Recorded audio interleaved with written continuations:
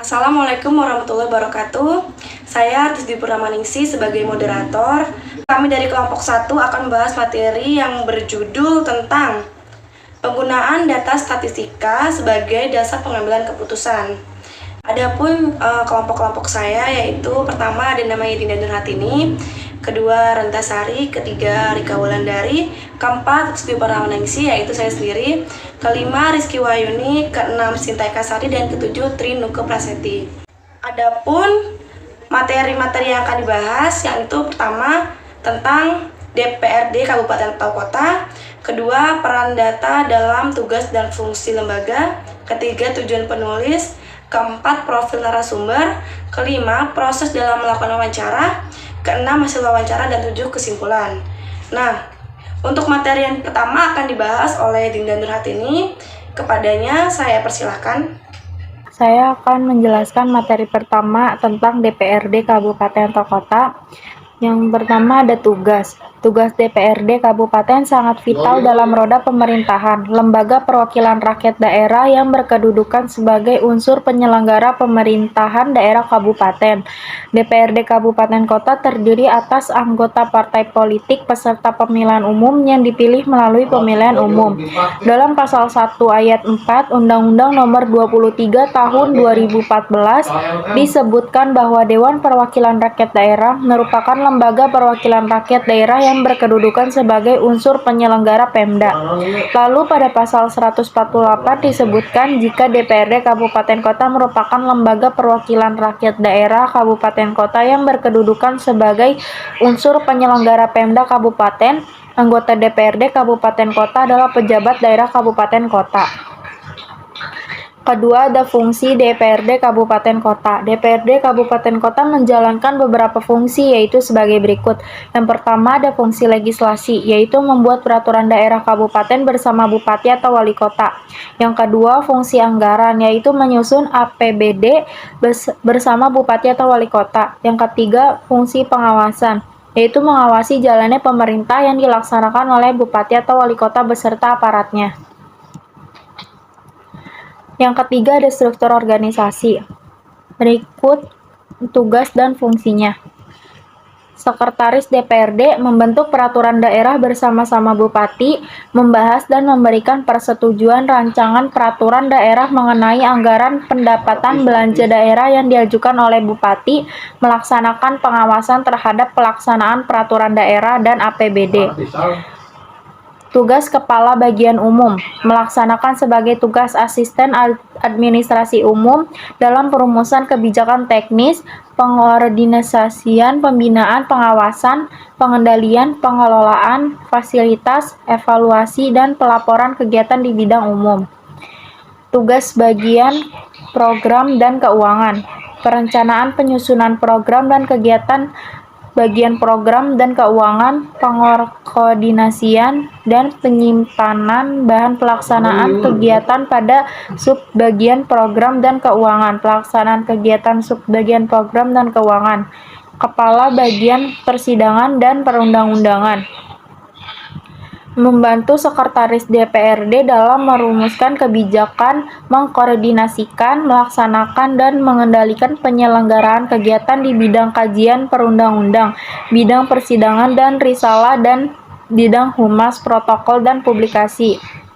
Tugas bagian fasilitas penganggaran dan pengawasan, membantu sekretaris DPRD dalam merumuskan kebijakan, mengkoordinasikan, membina, dan mengendalikan penyelenggaraan kegiatan di bidang fasilitas penganggaran dan fasilitas pengawasan serta kerjasama dan aspirasi. Tugas Kasubag Tata Usaha dan Kepegawaian, melaksanakan urusan ketataletakan, hubungan masyarakat, dan hukum, melaksanakan administrasi kepegawaian, melaksanakan urusan rumah tangga. Tugas perencana ahli muda bagian program dan keuangan, memformulasikan sajian untuk analisis, melakukan riset kebijakan untuk menghasilkan dokumen, bahan perencanaan pembangunan, menyusun kaidah pelaksanaan perencanaan pembangunan. Tugas analisis kebijakan ahli muda, mempunyai keahlian dalam pekerjaan dan bertanggung jawab untuk perencanaan dan pelaksanaan tugas, pemecahan sebagai besar konflik yang timbul, pengkoordinasian pekerjaan dengan yang lainnya sebagaimana diperlukan, dan penginterpretasian kebijakan atas inisiatif sendiri sesuai dengan tujuan yang ditetapkan. Tugas analisis keuangan daerah dan pusat ahli muda melakukan pengolahan dan analisis data terkait pendapatan asli daerah, memberikan rekomendasi terkait pendapat asli daerah, melakukan identifikasi dan inventarisasi data terkait belanja daerah. Tugas Kasubag rumah tangga dan perlengkapan melakukan urusan keamanan, ketertiban, keindahan, kebersihan, pengaturan pengguna sarana kantor, pemeliharaan dan perawatan barang milik negara, serta layanan rapat dinas dan penyelenggara upacara. Tugas dari perancang peraturan perundang-undang menjabarkan serta menuangkan kehendak para legislator atau anggota DPR ke dalam peraturan perundang-undang sejak dari jadul.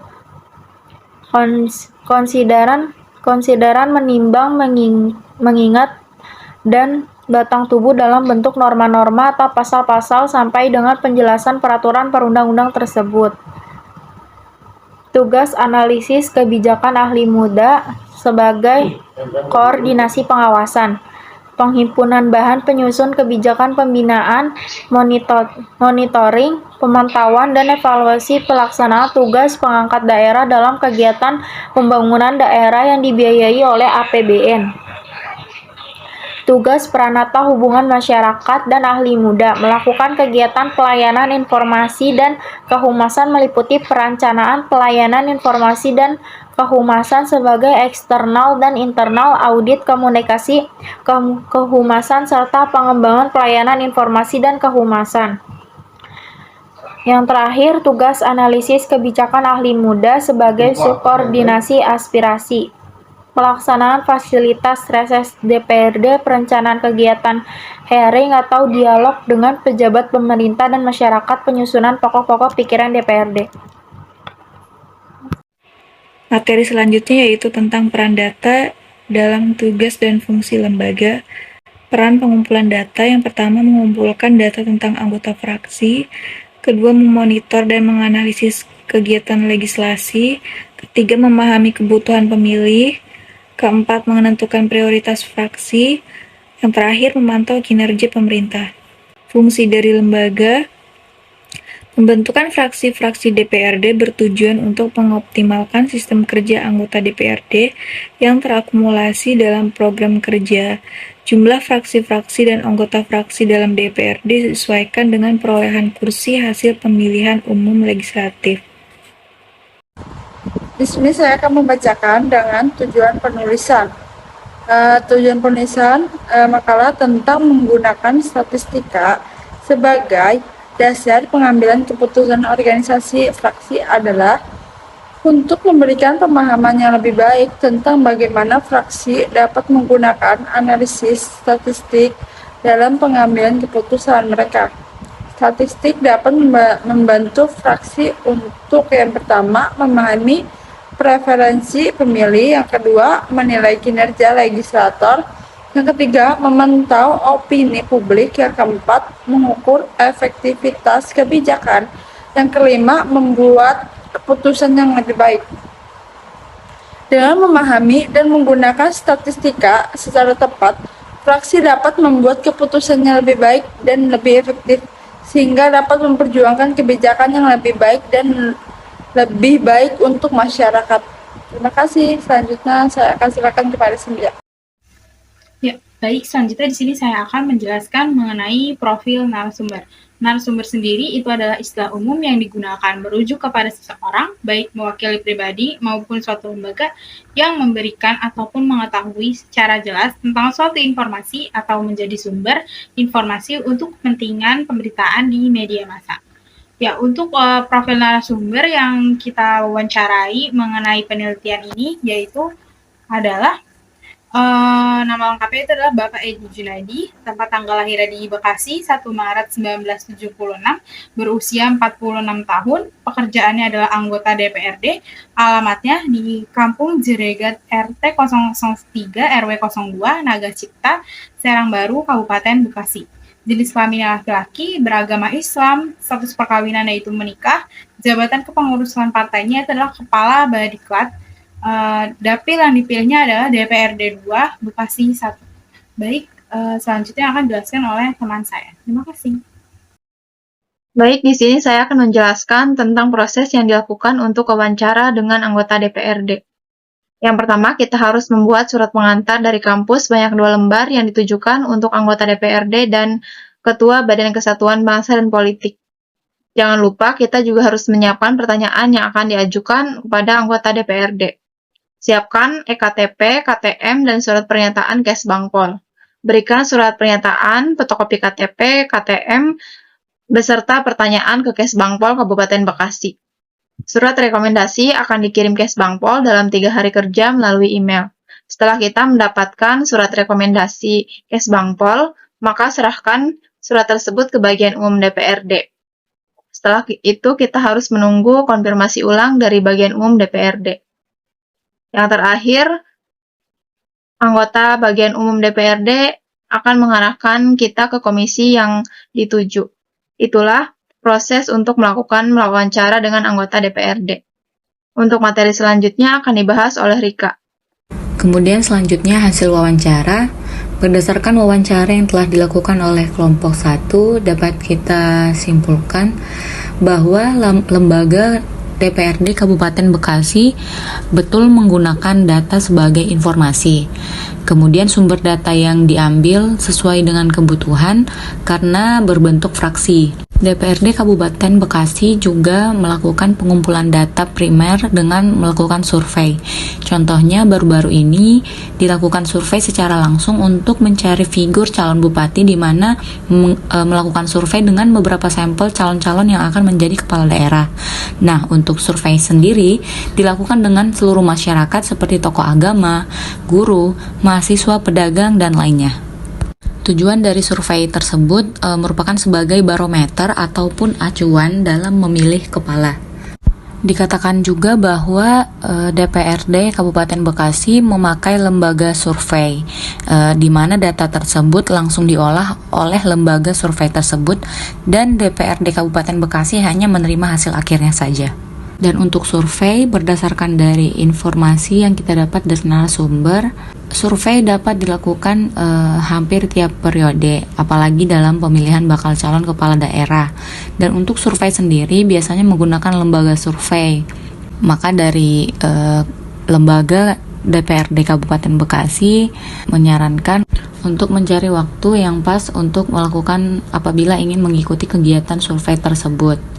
Dan untuk tata caranya dapat membuat surat pengantar ke sekretariat DPRD yang akan melakukan pembelajaran terkait proses survei. Kemudian lembaga DPRD Kabupaten Bekasi juga menggunakan data sekunder seperti dari dokumen-dokumen terdahulu yang menjadi acuan, dan nantinya hal tersebut akan disesuaikan dengan data survei yang telah didapat.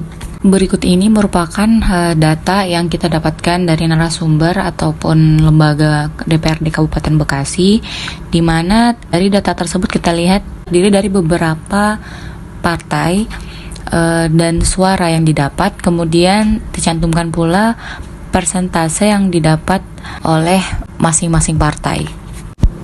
Baiklah, sekian yang dapat saya sampaikan. Saya kembalikan ke moderator. Oke, dari materi-materi tersebut saya akan membacakan tentang kesimpulannya, yaitu tentang penggunaan data analisis ya. Kesimpulannya, dengan menggunakan analisis statistika yang tepat, fraksi dapat membuat keputusan yang lebih akurat dan efektif, sehingga menghasilkan kebijakan yang lebih baik dan lebih baik untuk masyarakat. Dengan memahami dan menggunakan statistika secara tepat, fraksi dapat membuat keputusan yang lebih dan lebih efektif, sehingga dapat memperjuangkan kebijakan yang lebih baik dan lebih baik lagi untuk masyarakat. Oleh karena itu, penulis makalah tentang penggunaan statistika dalam pengambilan keputusan organisasi fraksi sangatlah penting untuk fraksi mengambil keputusan yang tepat. Nah, itu kesimpulan dari materi-materinya yang telah dibahas. Sebelumnya, terima kasih banyak kepada dosen yang telah menonton video ini dan kepada teman-teman saya yang telah membacakan dan menjelaskan tentang materi-materi yang dibahas tentang penggunaan data statistika sebagai dasar pengambilan keputusan. Apabila ada salah kata, saya mohon maaf. Sekian presentasi dari kelompok 1, saya akhiri. Wassalamualaikum warahmatullahi wabarakatuh.